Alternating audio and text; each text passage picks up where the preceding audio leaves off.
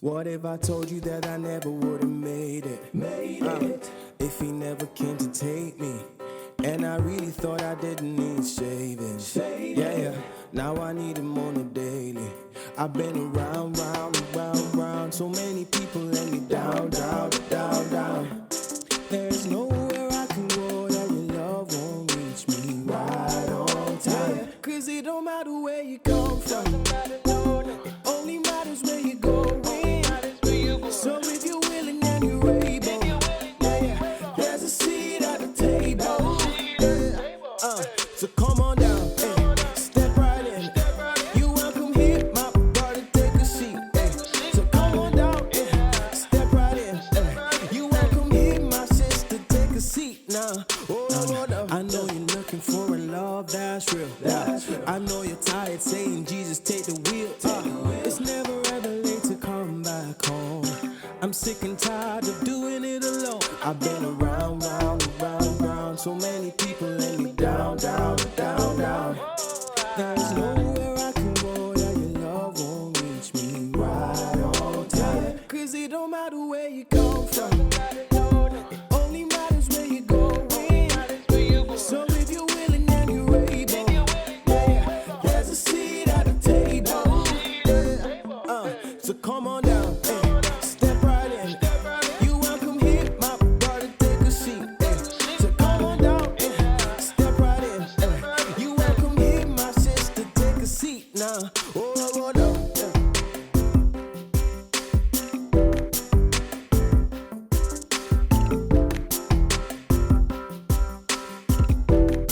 Okay, hi ladies, good afternoon, good evening, good morning, whatever time you're watching this, you are welcome to our platform today at the Table DC, and we're going to talk about womanhood and motherhood and the struggles we may have or the challenges that we may face being a mother and being a young mother or an older mother, or the expectations that we may have being a woman in general.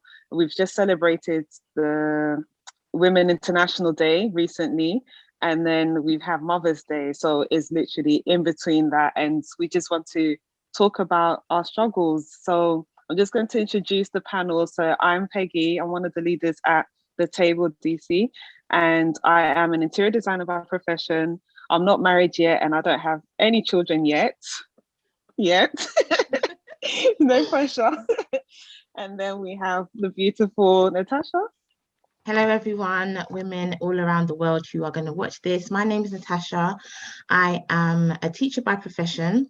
I am married and I've been married for almost 9 years with 2 daughters, and I am a youth leader at our sister church, or our family church. Hi everyone.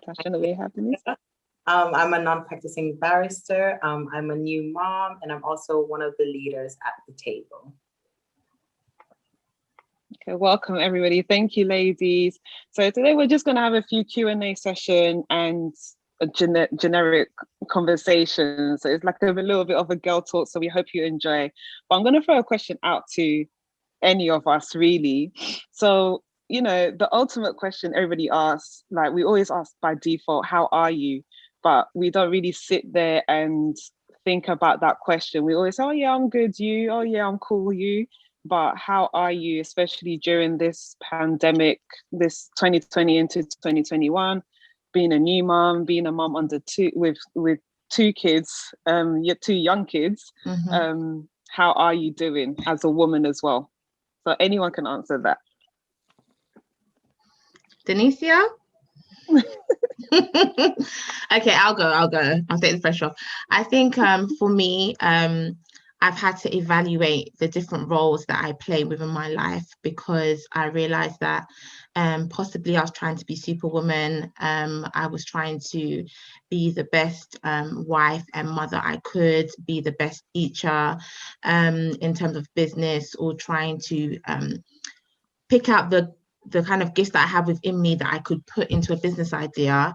I was also trying to explore that as well. And, you know, I have other responsibilities at church. So I think for me, at a point, I didn't realize that I was not giving time for myself or to myself. And we've had a lot of conversation in social media, etc., about, you know, self-care and mental health. And sometimes I think growing up, especially from an African background or a Caribbean background, Black families in general don't really have like sitting down family talks in the way about mental health that will be supportive. I think a lot of the conversations make us feel that mental health is something to be demonized or is a taboo topic. Yeah. And so if you say, even after you've had a baby, where, you know, my youngest is just turned 2 last Friday, and for the time I had her, at a point I really did feel like I had the baby blues, and I didn't feel that 5 years ago, if I felt it, I could have said it with my first one, but I felt that the narrative was changing a bit and I could express it if I wanted to, especially to my GP, but not necessarily something that we'd talk about within the church. So I'm grateful that I have other friends who have also got small children, and we kind of would support each other in that way. So sometimes when you send you know, a new mum a text, you realize she might not even respond back to you, but it's not about you as the person feeling, oh, you know, maybe she hasn't taken the time to respond, but maybe she just doesn't have the time or the headspace to do that. So it's thinking about not just yourself, but how you can be a support to other people, because when you help other people, my experience is that it makes you feel good as well. So that's what I've had to do, is think about all the different roles, evaluate how much I can give to those things, and where I can't, or I feel like I'm flagging, just being responsible enough to say, I can't do this, or I won't do this today. And also finding joy in helping other people. Okay, great stuff. Denicia, do you have any contribution to that? Like how you're doing? I totally, you know, understand, Tasha, especially as a new mom. For me, I had some kind of baby blues as well. And I know so many people would send messages and call. Obviously, I didn't answer right away because I'm like, I just need time to catch myself. But no, thank God for like people like Tasha, and have another friend, Bimbo, and just wonderful ladies in my life that they were there to support. You know, they've been there, they've done that. They're the veterans, as I would call them. So no, they were definitely a support for me. So I'm very thankful. So I'm actually doing well, thanks to them and God, of course. That's How about good. you, Peggy? Well, with me, I'm like, how do they say, jack of all trades? So I struggle with just trying to balance things. I'm always taking a lot of load on, thinking that I can achieve everything. Just because I think I know I'm good. I'm not trying to blow my own trumpet, but I am good in some areas of things. So I'm always like, oh yeah, I can do it. And then I'm running on empty and just overloaded and staying up late and just, you know, crashing. So I think this 2020 has been good for me to an extent, because my business started flourishing out of nowhere. I was made redundant, and then business started just booming like uncontrollably. And then from that, it's just one thing after the other. And then I got a job. So I was redundant for 2-3 months, and then I got a job, a full-time job. So I do my full-time job as well as running my business full-time as well. And that's just God, because I prayed and said to God that 2020, I put it on the vision boards in January, and with like the women as well. And we said that this is what I wanted to achieve in my business this year. And, you know, in the Bible, I can't remember where the scriptures is, but it tells you to write down your vision so that it comes to pass. And that's literally what I've done. And since then, like, it's just uncontrollably, like sometimes I'm like, let me get the pen and like scribble things out, because it's too much. But God doesn't give you what you can't handle, and what he doesn't give you more than you can bear. But I'm just forever grateful. But how am I? I'm good. I could be better. I am very, very drained. So besides that, I'm good. I can't complain, because some people don't have what I have right now. So it's definitely a blessing, and I appreciate it. I think So I got if I could ask you a question, at this time in your life where your responsibilities are lesser, not that they're less, because I often have conversations with friends of mine who are single, and especially with work, or if there's a different expectation, whether it's church responsibilities, whatever it may be, it's often the kind of conversation like, oh, you don't have children, no, you don't have a husband right now, so you should be able to do this. And I think that's one conversation we might park. But at this stage in your life where your responsibilities are lesser, and you've seen the boom of your business, and it's something you prayed for and you're happy about, how do you think your priorities have changed? Because you wanted something, you prayed for it, you received it. Has that meant that you've had to prioritize some other things in your life? And how do you go about deciding on that? Because I think sometimes as women, we think, like you just said, I don't think you're unique in that situation. You think, oh, I can do this, I can manage this. How do you decide practically, I'm going to do this first or the other? I think over the years, so with the interior design, I've been trying to do this for 10 years. Wow. And with the 10 years, it was like, okay, yeah, I can do it. But then my priority was always the 9 to 5, because I knew that money was coming in. And then working in the ministry as well, I was in quite a few departments, but then I just didn't know how to say no. And then when I realized that I was crashing, and I'm the kind of person if I'm doing something, I want to give my hundreds. I like to give my all. I don't want to say, yes, I can do it, and then I don't deliver. That's not me. So I think beginning of the year, I think 2019 was not a good year, but through that I've kind of went into slight depression, and then but I just didn't tell anybody. All I was just saying, oh yeah, I'm stressed, but I was depressed, and I think church wasn't seeing it, no one was seeing it. My partner was seeing something, but he just, he didn't know how to handle it. So I said to myself, I need to put down what I really want to do and focus on. I know some people may be upset about it, but I have to put some things away. So that's where I spoke to some of the leaders about work, like we're in the departments, and I said, I can't deliver this, I'm going through too much. So I took a bit of a step back, and then that gave me time to see what I actually want to do. And then work was very demanding. And then as I was doing wedding and event planning as well, all of this is full-time. So it was like 3 or 4 full-time jobs. So I think to your question, like what priority, I had to just cut some things off, and then follow my passion and know that, yeah, this is what I really want to do. I think that's what I wanted to get at, because I think sometimes we do a lot of things, but we are not necessarily addressing what is fulfilling us, and we end up like filling the cup of other people, but we are also not enjoying that. And I think that's where we obviously have to always, ask the Holy Spirit to give us that discernment for the time and the season that we're in. And I really like what you said at the beginning. You said you've been trying to do your interior design for like 10 years, and it's like perseverance and consistency. We all know it, don't we? But it's like sometimes you're tired and you can't be bothered. And I think something that reminds me about for Denicia, I don't know if this is her experience, but when this may be like a topic that people feel a bit shy about, but I'm glad that breastfeeding is becoming more of an open topic. When listen, it's out there now, I've said it now. I think the struggle that even like not just young mothers, any mother who is trying to breastfeed their child, like before you get into motherhood, Peggy, I'm just letting you know, and any other lady who's out there, breastfeeding is hard. They make you feel that the labor and the delivery is hard. Breastfeeding is also a journey, and I think anything that is worth the end goal is always challenging along the way.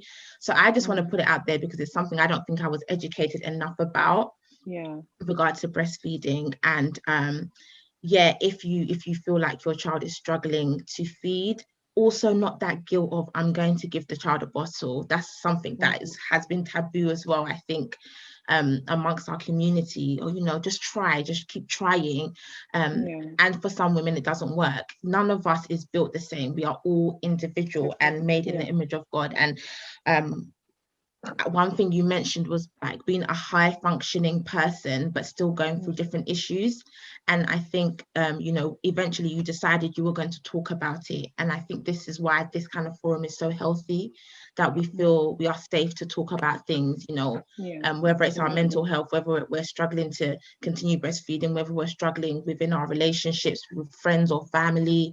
Yeah, we need to challenge ourselves to be the best version of ourselves, and it doesn't matter what role that we are fulfilling. So yeah, thank you for sharing that. I think we have, like what you're saying, and so we have to speak out. I think I think I was just crashing.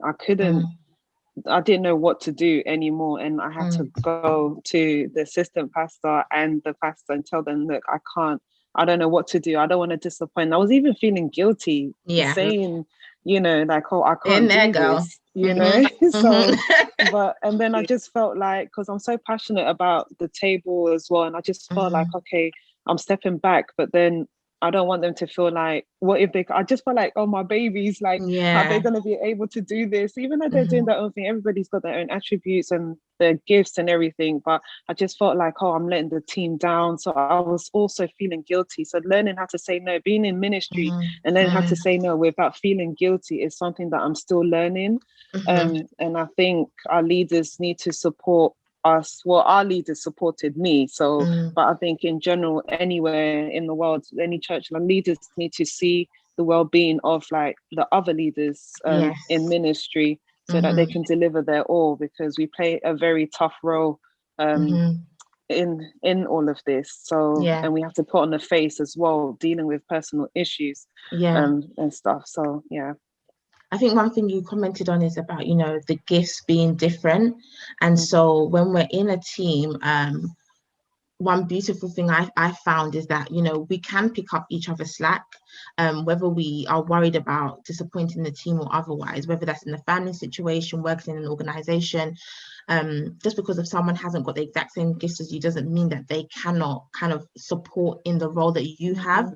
And learning to be able to step back and you know, not worry about, like you're saying, that disappointment, you know, at the end of the day, you have to also remember that when you are not at your best, you know, it makes you feel terrible that you're doing a not so good job. So self-care, mental health being at its best is something that I'm so glad that the world is talking about. And I just want to just pick up on the theme that was introduced for International Women's Day, which was hashtag choose to challenge. Yep. And I'm sure we can take it in many different ways. I mean, if we think about the challenge, the word itself, sometimes we think about it in a negative way.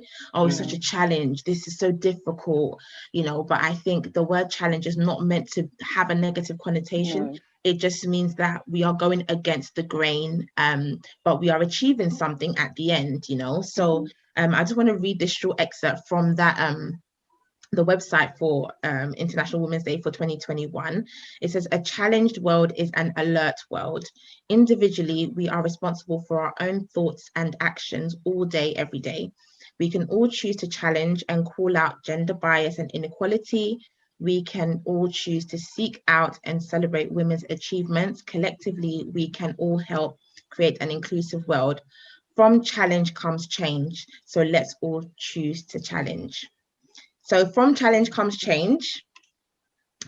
Anything, Denicia, that you have felt, you know, I want to change in my life, and whether you've taken the steps to do so or not, it's like a point you've put down for yourself. This is not saying everyone should be going about chasing and making, you know, 100 New Year's resolutions, etc., and challenges for themselves, because that in itself is just like a thing we do to say we've done it. We don't necessarily achieve it. But for you, is there something you've identified within yourself, which you don't have to share, but you can just say, you know, talk around the topic, something you've noticed that you want to change about yourself?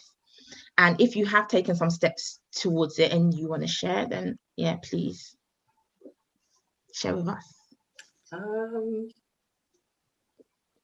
I would say for me,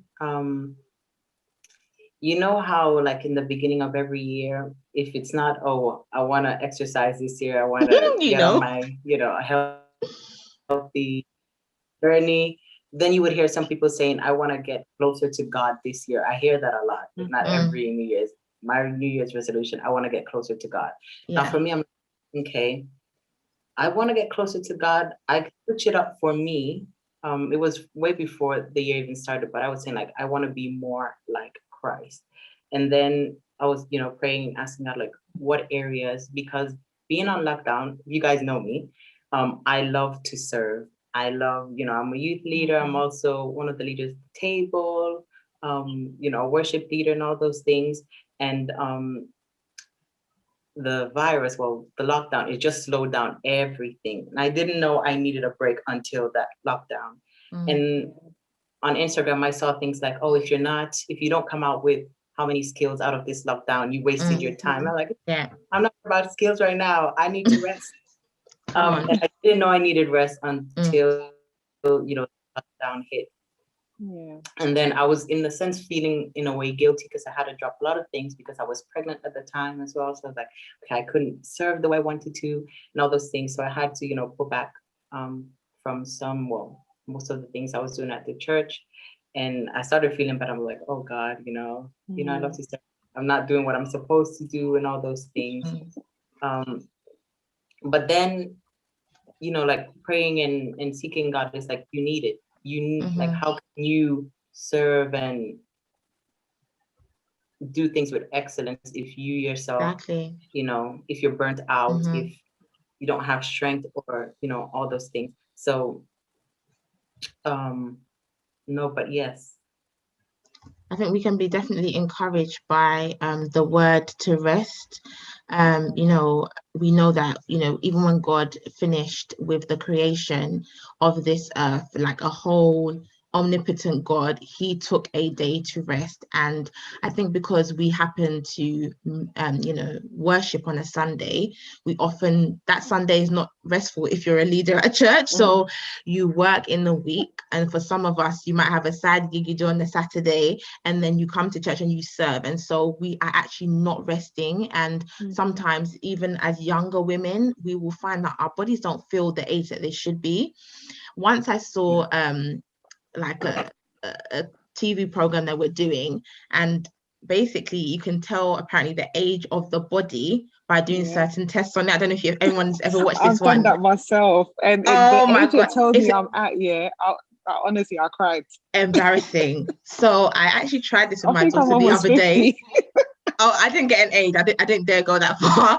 But I think there's one of the tests I did with my daughter the other day where you have to sit on the floor and try and get yourself up without using your hands to touch the floor or your body parts, nothing around you.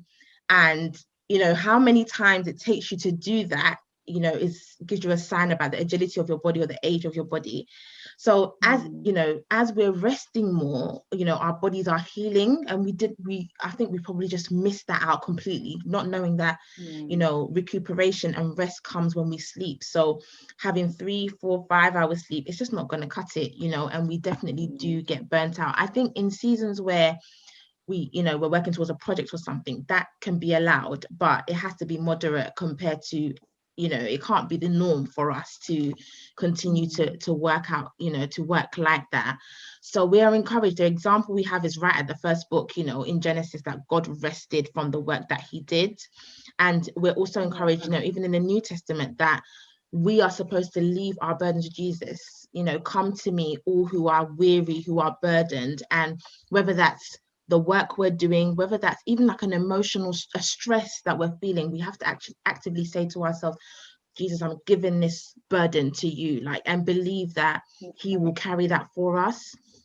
And I think I've had to teach myself I have to say it for my ears to hear, so it becomes part of my understanding, because a lot of what we believe is now in our subconscious from things we've heard in the past. So as we speak to ourselves, and we might think it's like a childish thing to do, stand in the mirror and give, affirmations to ourselves, but it's something I do, or I need to do more with my daughters. But what's wrong with us speaking to ourselves and saying, I am able to do this? And even if it feels weird and embarrassing to say it in the mirror, I write it down in my journal. I just say the things that I want to become, or say the things that I know that God has said about me that I am. And I was saying, you know, I've had a conversation with my sister about this, about not knowing my own strengths, like finding it difficult to talk about it. You mentioned earlier, you know, you don't want to toot your own horn, but you're good at certain things. That is not a prideful thing. That is acknowledging the work of God, because God is the one who's placed those gifts inside of us. So we're not boasting on our own handiwork. We're boasting on our Father, and that's fine. I think that's fine by Him. So, you know, we should definitely be able to write down what our strengths are. And when we're saying it, you know, toot that horn, because we know that we are masterpieces. You know, that's what it says in the word, that we are God's masterpiece. And if you think about the artists and artisans of old, they took maybe years sometimes. The Sistine Chapel, I think it took, I don't know how many years it took to paint it and everything. So that's what how God sees us. And so we don't need to be ashamed of that. Cool. That was very insightful, and I hope people are blessed by that with what we've contributed. Like, being a woman, I don't know how, you know, I think being a Black woman, an African woman, the pressures on our lives, I think from a young age, do you feel like you have that pressure in your marriages at the moment, like where you don't have time for yourself because it's like, hey, I need to go and make food, like, you know, you're just rushing trying to do this, you know? So when do you take time and be like, okay, you know what, I'm having time for myself, I'm gonna watch a movie, or I'm gonna call a friend? Like, when do you make that time? Do you schedule things in, or, you know, when do you have that time? Denise, do you want to answer this one? Well, for me, I have an amazing husband. So he just, like, for example, if I'm with our daughter, he'll just come like, okay, I'm gonna take her. And I'm like, you know what, I'm gonna just chill. Me in the shower, I take long showers, and, you know, I take that time to just have some time to myself. I have to do my toenails, just polish them. You know, just watch a series or something. But no, I just kind of, well, for me, I have an amazing husband. He's like a partner. So he is like, oh no, you cook and you just cook and you clean, and I'll just sit over there and do my thing. No. He's definitely a partner, which is what, you know, God created and wanted us to have. So for me, it's just, just know, it's like, he just does it. And I'm like, okay, well, if I need time, he does it. So just gives me that space. So I don't have to schedule anything in yet.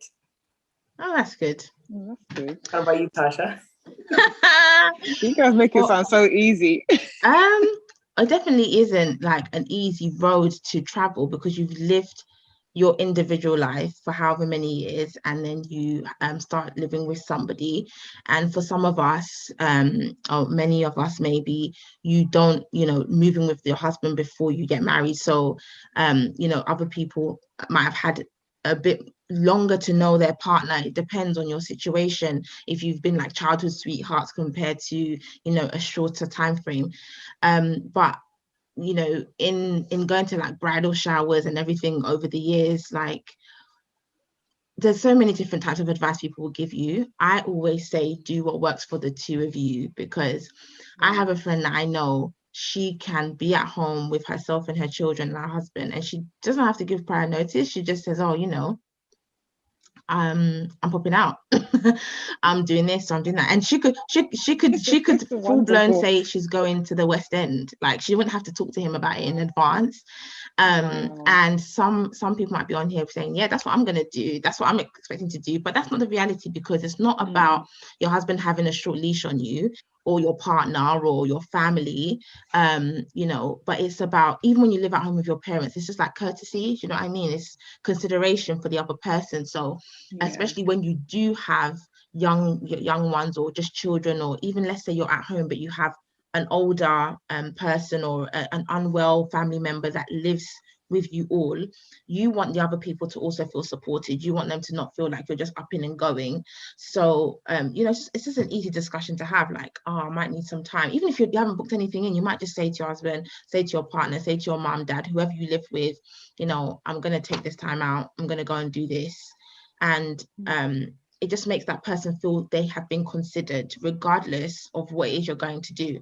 So carving out time for me, I haven't been as mindful to do that. And I definitely felt it in the first lockdown, that I was feeling burnt out because our children weren't going to school at that time. Whereas now we have the provision of key workers' children that being allowed to go to school. So we were both, myself and my husband both teach. We were both teaching our online lessons. Sometimes when those lessons clashed, that meant we were both online teaching and the kids were running around. And it was challenging. But at that time, we didn't have to have cameras on or anything. So it's like you quickly mute yourself if you hear a child about to cry or something. So carving out time, I realized I needed that I had just been going 6 months straight with my children at home. And I thought, God, this is crazy. This is not normal. So it's different when the children are small and you can manage them better. But when your child is very mobile and you need them to sit still, it's not so simple. So long story short is I learned the hard way because I felt in myself that when I was indoors with my family, it just felt like sometimes it was just stressful all the time. Stress. I was like, oh God, I need somewhere to go. I need to jump off a cliff and be on, not like on the floor, but like in on a desert island somewhere, just like in a click of a button or flash of an eye, whatever you call it, twinkle of an eye. So I literally just sort of like needing to escape sometimes.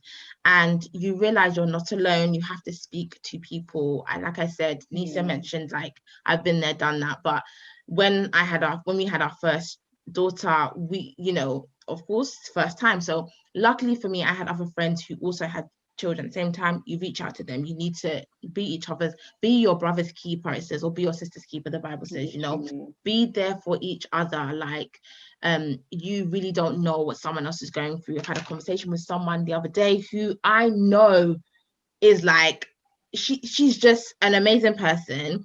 She's all over social media doing whatever she's doing. You wouldn't know there was anything wrong at all. The same way you said, you went through a depressive stage and no one really, they knew something was wrong, but they couldn't really pinpoint. And I think when you're a high functioning person, it's hard for you to actually vocalize it, because you're thinking, actually, once I vocalize it, it becomes true. And that means I'm really struggling. That means, your mind takes you to a point where you're thinking, am I going to be sectioned soon? Am I going to not be able to work? Am I not going to be able to comb my hair? Am I going to be walking around talking to myself? And your mind takes you to those places, and we have to be honest about it. So when we think about being our brother's keeper, we definitely win when we all win. When you know that your sister is living her best life and her business is booming, like hearing how well your business is done, like I am chuffed for you. I'm just like, girl, do what you need to do. That lets me know as well. Sometimes as well, I think we're not so forward with sharing that. Oh girl, I've got this business, like share it for me. I didn't know, like, Peggy, I know you do event stuff, but I didn't know you were in interior design, for example. So we need to boost each other up more, like celebrate each other up more. Like, I will just put it out there. People know I teach, but I also private tutor, and there's other things I'm thinking about doing in the future. There's no harm in, sharing that and saying to someone, would you mind sharing this for me? We're happy to do it for our Instagram friends, our Instagram sisters and bros that we don't even know them, but we love their content, and we share those people's businesses and their ministries, etc. But we need to do it for each other. It's not begging friend, it's not making the person, it's free. It's exactly. And it doesn't cost you anything. Exactly. This is what I don't understand. Like, you can just follow, and then you don't even need to look at the page anymore. Just follow and help that business. Get the numbers up. But people don't, I don't know what it is with our community where people feel like it's like, oh, I don't want to like your thing. I like, you don't even need to like, because even when you're on Instagram, you're scrolling. You're not even really paying attention to the content that's on the page anyway. But if it's your friend's page, just go and like it. Okay, I liked it, because it helps when you like the page, if someone else sees it, like it pops up like with their interests and stuff. Exactly. But when you're not liking it, and it's like, we're supposed to be our brother's keeper, like you said, and we're not supporting one another, So it's just a shame that, like when that whole Black Pound Day came, everyone was putting everyone's stuff, but no one's putting out stuff for the young adults in church, or like people who have businesses in church. Like, why not?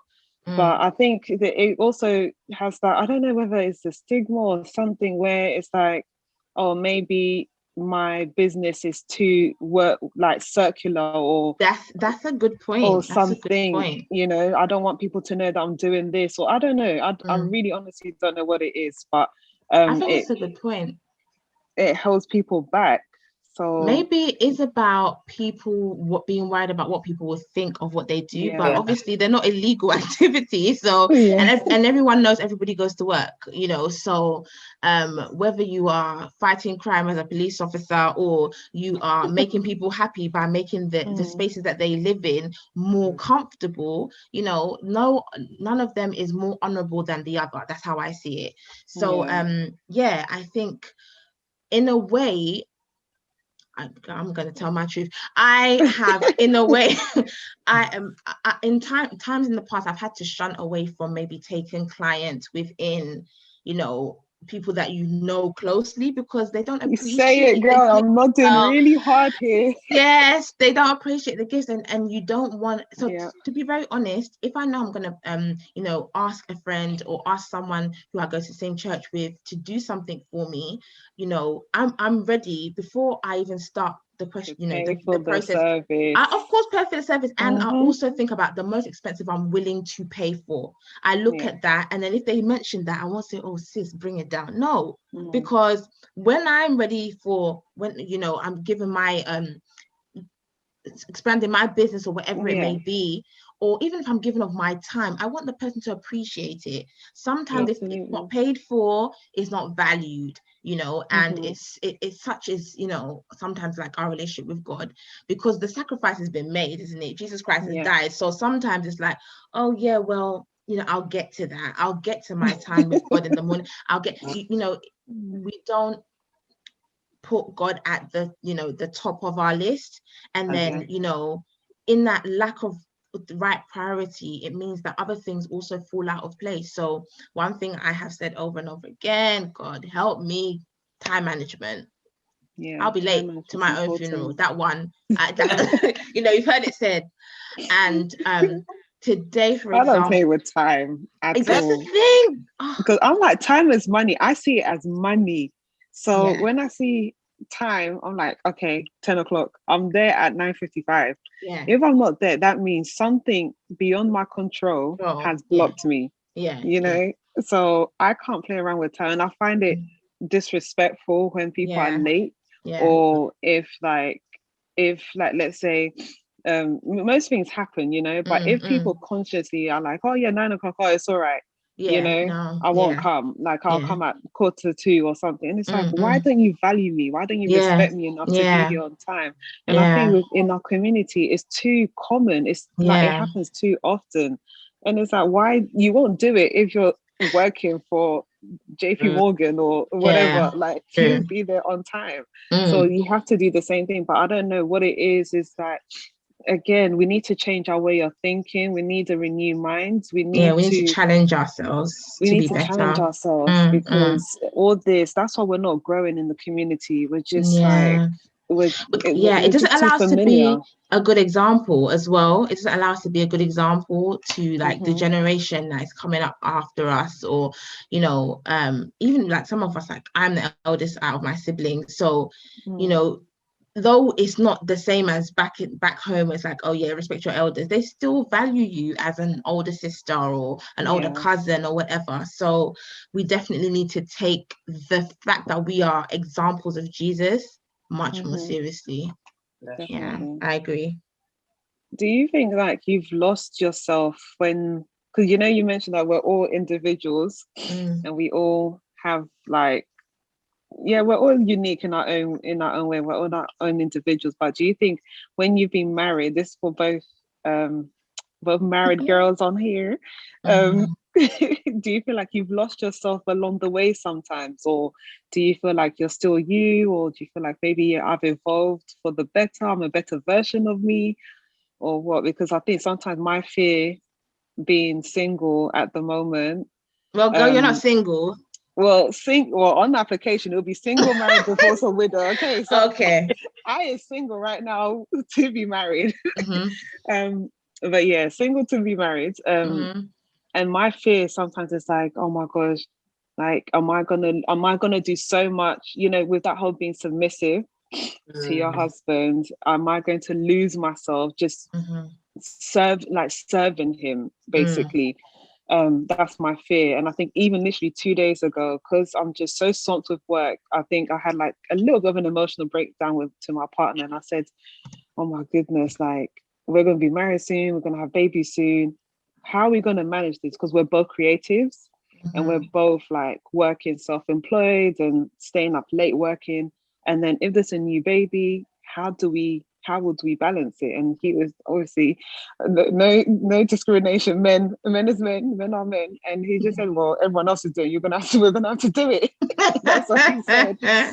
And I said, yeah, I hear that, but you really have to think about it, because I literally don't even have time now. So when that baby comes, am I going to lose myself trying to serve both people? So how did you lose yourself along the way is the question, basically.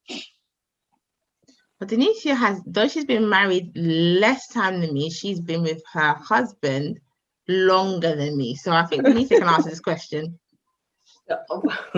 Well, my husband and I, we went to the same high school.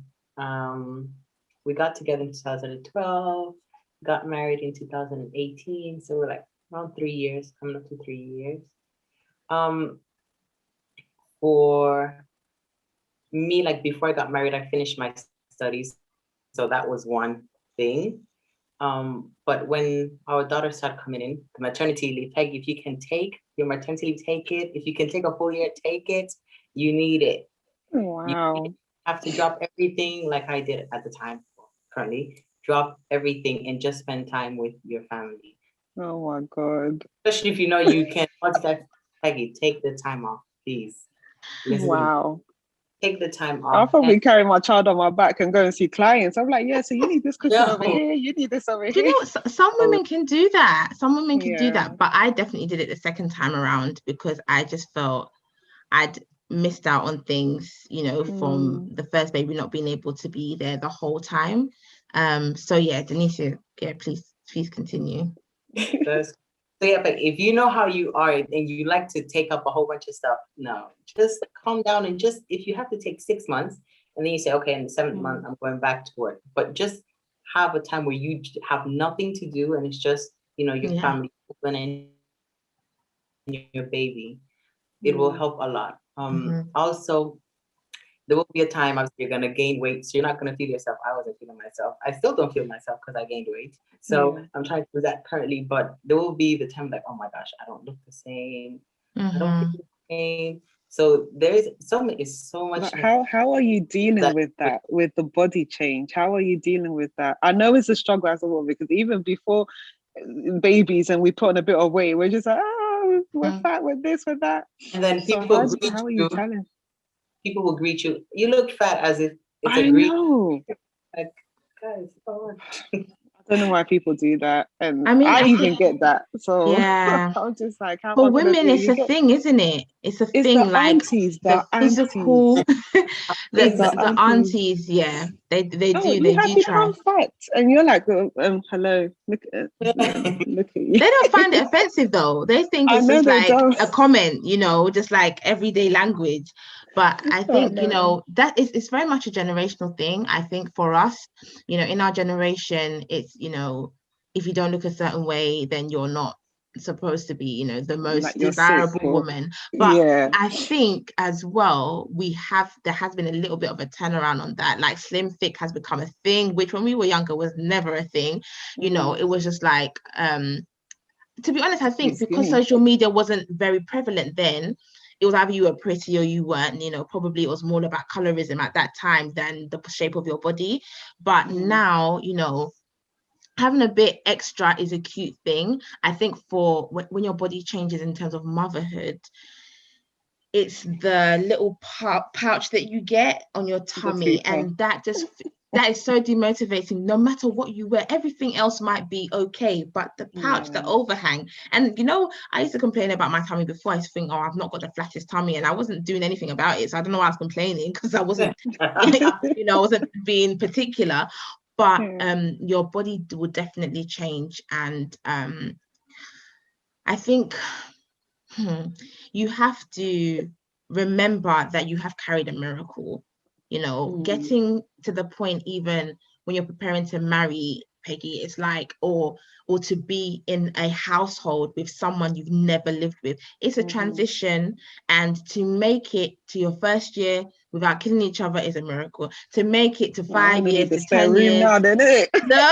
No spare rooms. Trust me, in your head, you might say over and over, like, I might be packing my bags next week. But, like we said at the beginning, everything is a journey, and anything worth having, it takes some time to get it. Sometimes the get rich quick or whatever doesn't tend to last long, and it might, cause you to compromise yourself in some way. But when you're on that journey, you do, self-love will come because you have been intentional about it. And we all have to be intentional, regardless of whether we've had babies, whether we haven't, whether we're married, whether we're not, whatever it takes for you to feel love. And sometimes it's not actually the physical body. It might just be that, you've become a person who is a yes person, and you can't do that anymore, or you become someone who is easily offended because you feel like people take you for granted, and because of that you might become a very snappy person, and it just is because you've been hurt in the past, you've never dealt with that hurt. So whatever it is, we need to be intentional to be to be healed, to be whole, to be whatever God has called us to be, and the best version of that. So the body, you know what? That's for the body. Yeah, it's still coming. After two children, it's still coming. But I do feel better because when you do something about it, you feel better. And we need to remember, it's not about how we look only. When we exercise, we feel good within ourselves. And remember, we have one body. So when God has given that to us, we have to be good stewards of that. And that's from, no matter how young we are to when we get older. And I think, in this time when people have been through sickness and illness in the pandemic, you get to realize that it doesn't matter how young your body is, because they tell you, at the beginning we were told, it's older people and those people that have underlying health conditions. And we've heard that, that's not the case. And when you've been through it, you realize it's not the flu. It can be very intense, and you have sometimes long-lasting side effects. So I don't know the statistics on how women have fared compared to men, or women of maybe childbearing age compared to otherwise. But long story short is, we need to be responsible for ourselves. And I've had to learn to take supplements. Like, I used to take it for granted, and we all have to, whether it's diet or exercise or supplements, or doing your hair when you need to, or painting your nails to make you feel good, whatever it is, or taking the time to watch or listen to podcasts that are going to build you up and make you encouraged. And it doesn't only have to be, Bible based, but things that are to your interest. So if you want to be a better, a more current barrister, Denise is a barrister. She's not practicing at the moment because she's on maternity leave, but at the time when she's ready to go back, she needs to be up to date. Like, what's changed in legislation? What is it that I can do? Where's my area of influence or interest? And you can only do that not from the degree that is now dusty. The certificate is dusty. You need to say within 6 months. It's redundant. Not valid anymore. Yeah, and I'm like, why did I waste my time? Well, that's a conversation for another. Some people can break through, without that backup. But for the most part, we've been told, a degree as a minimum, and then it kind of became like, a postgrad. Whatever it is, and whatever your heart tells you, and wherever the Lord leads you to go, do it well. Yeah. Absolutely, definitely. And I think with our bodies as well, I think we need to educate ourselves that as women, our body changes every time. Our body changes every time. 6 months, it could be something else. A year, it could be something else. And literally stages, I think from your 20s, I think between 20 to 23, you put on this certain type of weight. Then you lose weight in the midway. And then just before you're back to 30, that weight just comes out of nowhere. I think someone told me, I don't know if it's true, but they said that yeah, your body just starts getting ready for childbearing. So that's why it stores a lot of water and all these things. Your hips get wider and you're like, what is going on here, you know? And then, yeah, so I think we just need to educate and understand our bodies more so that we end up loving ourselves more. Because I think we don't do that enough. So as soon as we put on weight, we just see it as it's a bad thing. And I've battled with that a long time. Like even my mom made a comment. My mom's an amazing person, but and she's crazy good as well. Like she made a comment that really annoyed me the other day. Yeah. So there was a picture that we have in my living room, and it's a picture of me when I was like 18, I think. And I'm skinny. You can see my collarbone. Like my arm is skinny. She was sitting there, and then she said, "Oh my goodness, my baby." I said, "What happened?" And she's like, "What happened to you? Look at you. You were so skinny." I said, "Ma, like really?" She's like, "Now you're fat." I said, "Oh, okay."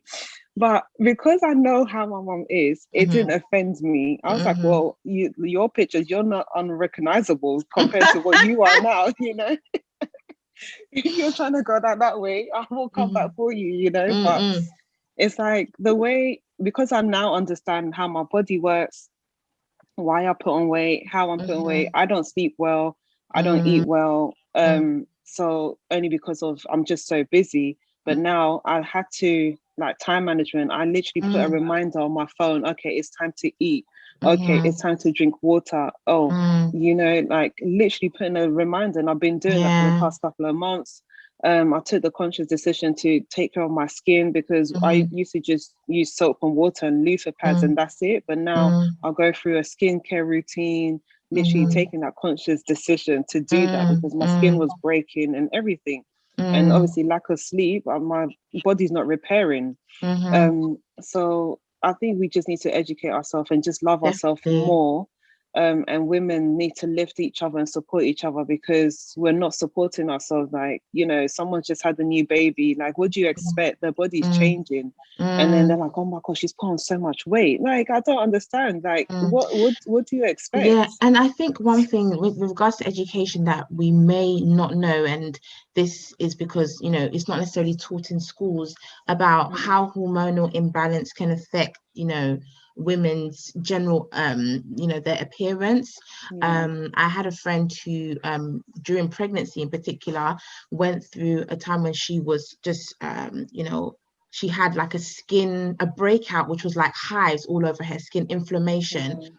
And, you know, most time when you're pregnant, you don't have a lot of medication that you can take, especially in the early stages, because they don't want it to have an effect on the baby.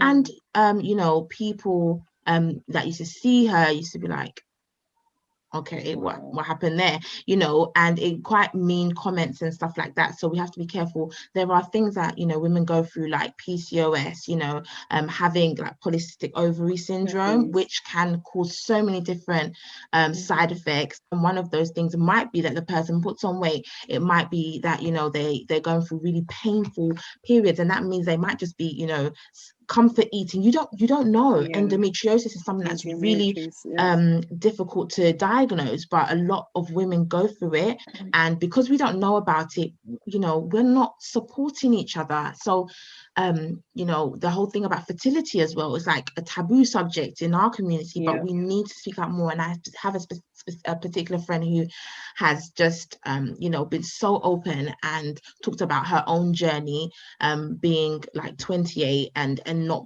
ovulating kind of thing. And it's like, oh my God, what would you think if that happened to you as a woman? You know, we just told like, oh, African women are strong, we can do it. You know, you can breastfeed, you can do this, you can have a job and put your child on your back and carry them by the roadside if you need to. It's like, you know, there's so much expectation. And just because our grandmothers did it doesn't mean that we have to feel that we can do it. They might have done it, but remember that they had a much more close-knit community back home, you know, to support each other. So it's different there when we say, you know, it takes a village to raise a child, or it's talking about that community. And if we don't feel that we have that, everything feels harder, everything feels more difficult.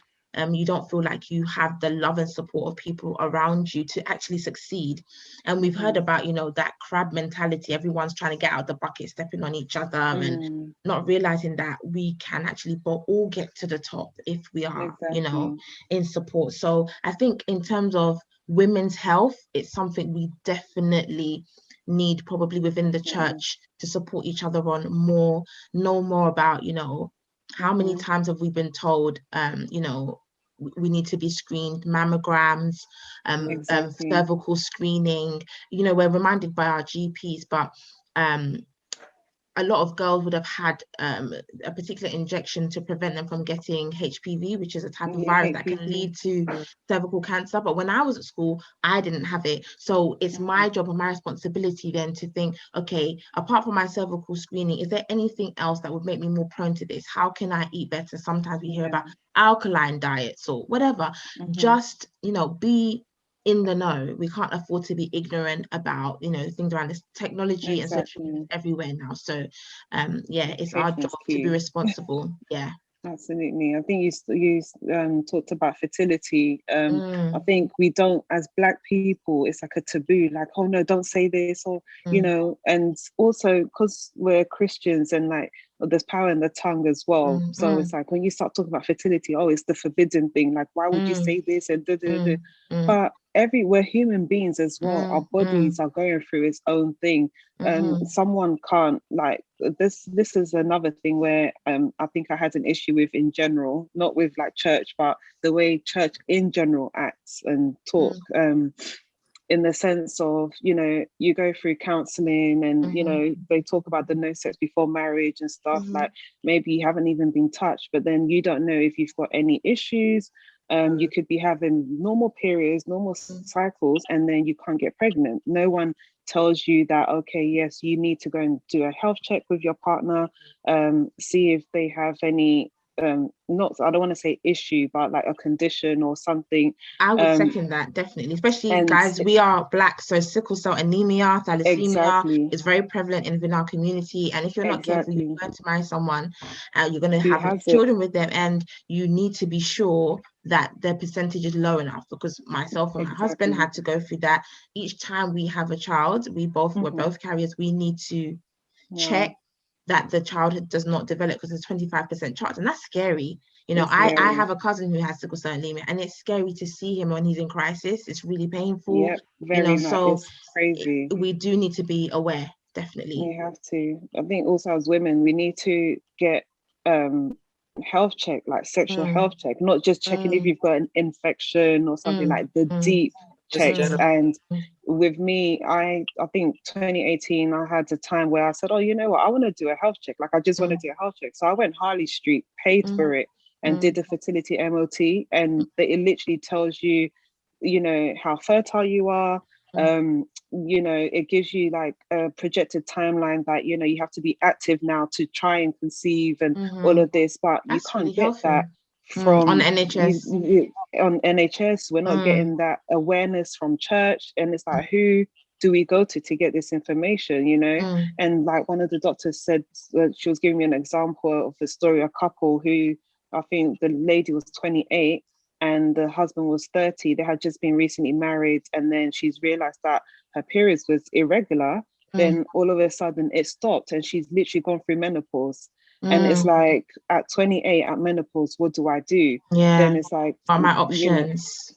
Well, my options. And I don't think we talk about all of these things as much in church. And we're all we just say is no sex before marriage. Okay, why not? Why can't we have sex before marriage? You only hear what are the real consequences of that? Of that. And also, it's just the education in the background, like, you know, the consequences spiritually, soul ties and stuff. It's not, we don't talk about it much. We just know that, oh yeah, you're not allowed to cohabit because of you know. And I think if you've been through that, if you've already taken that, you know, you've already taken that step and whatever, you know, knowing that there is still restoration, like God is still, it's not going to be like, oh, now so you're married, but this is going to be carrying with you for the rest of your life. And I think as well, we need to know that we are healed from that. what we don't know, it could be trauma that we've brought into ourselves because we've opened ourselves up to, you know, as different sexual partners, etc. But know that there is restoration in that God can still be in your marriage. He can still be, you know, supporting your family just because you've made that mistake in the past. And when we take those steps, sometimes we don't know the real implications of it, and it's fine. Like, we move forward, we ask for forgiveness, and we move forward. Definitely. And God you know, can find a way for us to be fruitful in every single arena of our lives, including within our marriages. I think when it comes to the dangers or the things that can be, you know, can bring unrest within your marriage, is when you're, in a way, mentally comparing your partner, your husband, to maybe previous partners without realizing, you know, if an issue comes up, yeah, I just wish I was now with that person. And that's where, God forbid, but you know, when you're pushed against the wall, you might start having those thoughts, and you just have to be careful to curb that. And that's the real reason why, you know, it's discouraged. But if you've taken that step, know there's restoration, know that God has healed, has forgiven you. And if there was any trauma from that past relationship or relationships, that you can also be healed, that God will do that. And his desire that we are completely restored. And that's what the blood of Jesus is for, to clean, to replenish, to restore, to protect. So yeah, we are made new and we are renewed, and we can be a blessing to people because Christ lives inside of us. Yeah, definitely.